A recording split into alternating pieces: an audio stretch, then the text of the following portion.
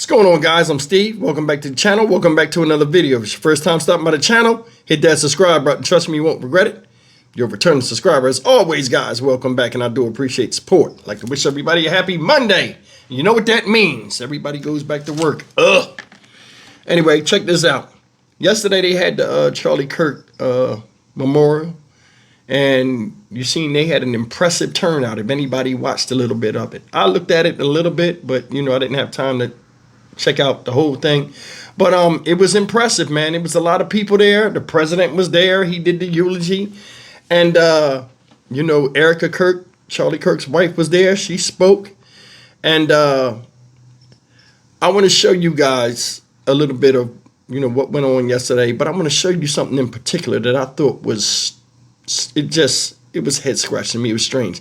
See if you guys pick this up in this video I'm about to show you. Take a look. It was truly incredible. A massive crowd gathering for an emotional scene in Arizona Sunday to honor and pay their final respects to Turning Points USA founder Charlie Kirk. The memorial drawing one of the largest public turnouts ever for a private citizen. Some people actually had to be turned away after the stadium quickly reached capacity several hours before the memorial was even scheduled to begin. But they weren't sent out away. There was other places for them to go. Faith leaders and friends of Charlie coming together to speak at an event or at the event, as well as Charlie's wife, as you see there, Erica, who remembered her husband's legacy and revealed her thoughts about his alleged assassin. My husband, Charlie, he wanted to save young men just like the one who took his life. That young man. On the cross, our Savior said,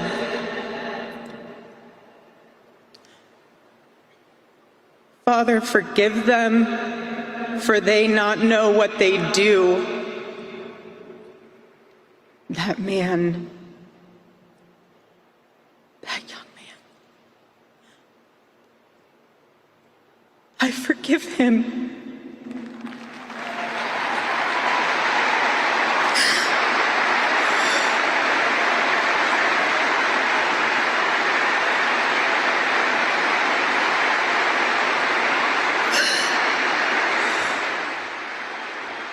That is the moment everyone is talking about this morning. President Trump then took the stage to honor Charlie's legacy, hailing the Turning Point USA founder as one of the brightest lights of our times. America is a nation in grief, a nation in shock, and a nation in mourning. Less than 2 weeks ago, our country was robbed of one of the brightest lights of our times, a giant of his generation, and above all, a devoted husband, father, son, Christian, and patriot.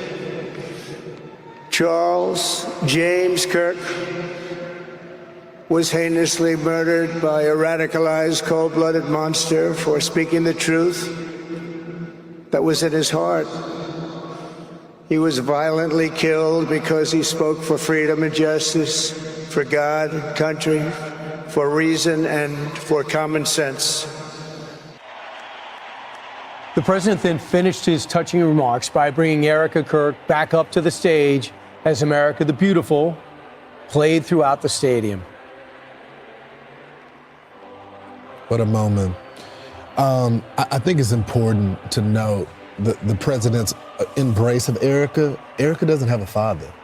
And so that hug meant so much on many occasions. You saw her as she joined the president. I think it was about 3 or 4 times where she just rested in the president's arms. It was a big moment. He was praised for his unwavering Christianity. He defended traditional values. He defended the family. The New York Post today, the headline is, "I forgive him," with Erica hugging President Trump. All right, guys. I gotta be honest with you. It's upsetting what happened to this man. And, you know, a lot of people came out, showed support. A lot of people loved this guy, you know, or cared about him. But I'm gonna be honest with you. I didn't know who Charlie Kirk was until this unfortunate accident happened to him.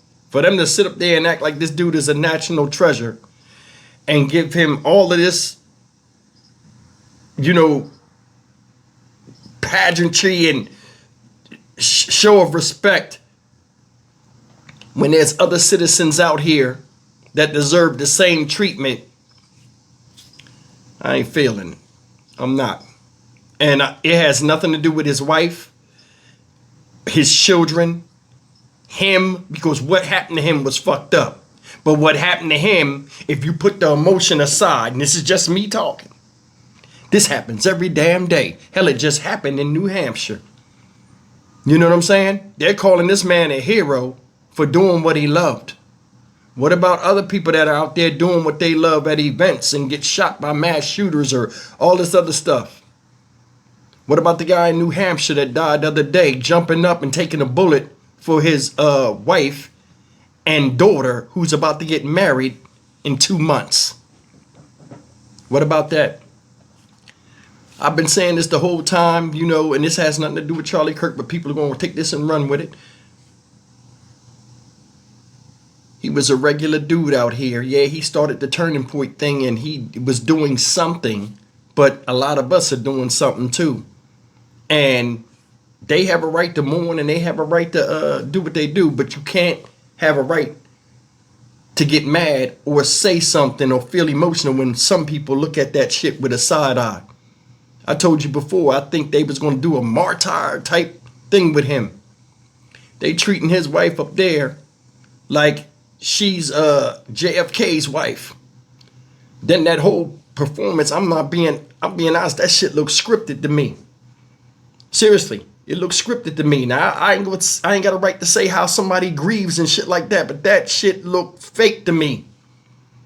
Then the whole shit with Trump coming out and calling her up there and then hugging on her, trying to kiss her in the mouth. Her husband died 2 weeks. That shit was cringeworthy TV. It was bad acting. And it was just sad. Somebody died. Her husband. You parade this woman up there. She spoke for 20 something minutes. Right? Now she's supposed to be the new CEO of Turning Point and all this other stuff. More power to her. I hope whatever her goal is, it comes to fruition. That way your husband didn't die for nothing.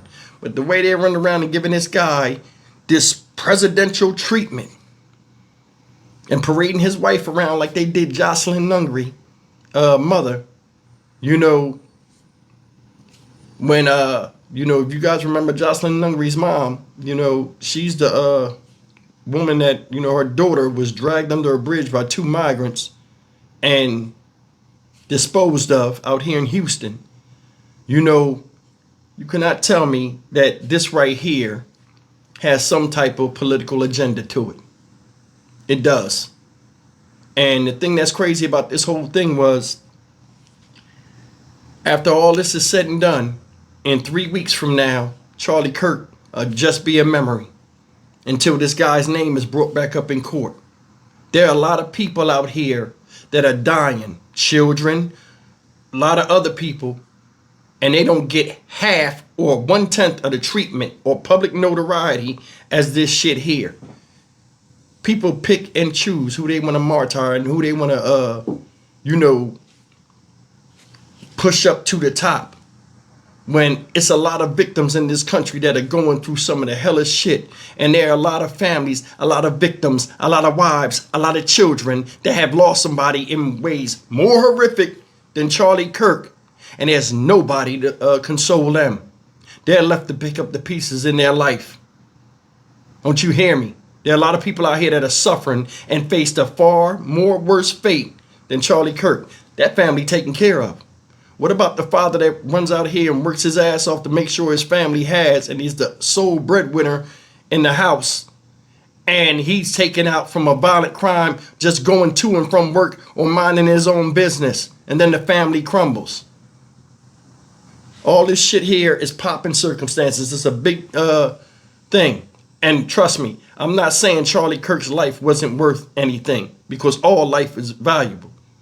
But we need to sit back and really look past the emotion and see that this guy right here and the way they treated this whole situation, You cannot tell me it's just because they felt bad for the family and Charlie Kirk. They cared that much for him. I think it's BS. Stock Market Steve for the Dynamic Reason channel. As always, like, comment, share, and subscribe. I will see you in the next video. Take care. I'm sorry if I offended anybody, but we got to be honest here. There are a lot of other people out here that deserve the Charlie Kirk treatment that never get it.